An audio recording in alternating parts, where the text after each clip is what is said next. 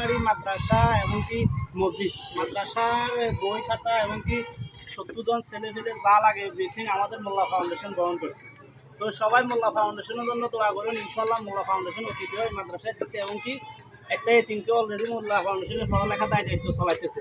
তো সবাই মোল্লা ফাউন্ডেশনের জন্য দোয়া করবেন। আর এই মাদ্রাসা বেশি ক্ষয়ক্ষতি হয়েছে বন্যার কারণে।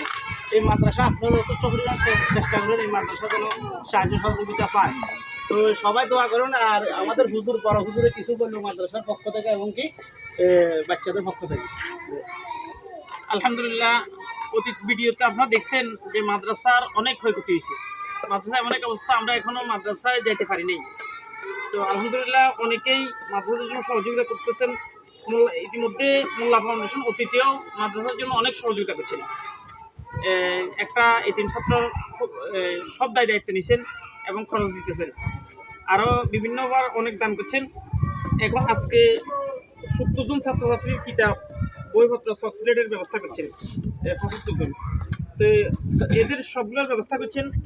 আরও অনেকেই সহযোগিতা করতেছেন আলহামদুলিল্লাহ। তো মাদ্রাসার এখন যে অবস্থা, এখন আমরা মাদ্রাসায় যাইতে পারি নাই। সবাই দোয়া করবেন যাতে আমরা মাদ্রাসায় যেতে পারি এবং কি সবাই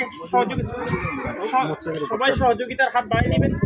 এবং 70 জন ছাত্রের জন্য সৌদি প্রবাসী 75 জন ছাত্রের জন্য আমাদের সৌদি প্রবাসী সুমন ভাই রশিদ দিয়েছেন 75টা, এবং উনি ইয়াগুলো বানাই দিচ্ছেন, ব্ল্যাকবোর্ডগুলো বানাই দিচ্ছেন, উনি কিছু টাকা দিচ্ছেন।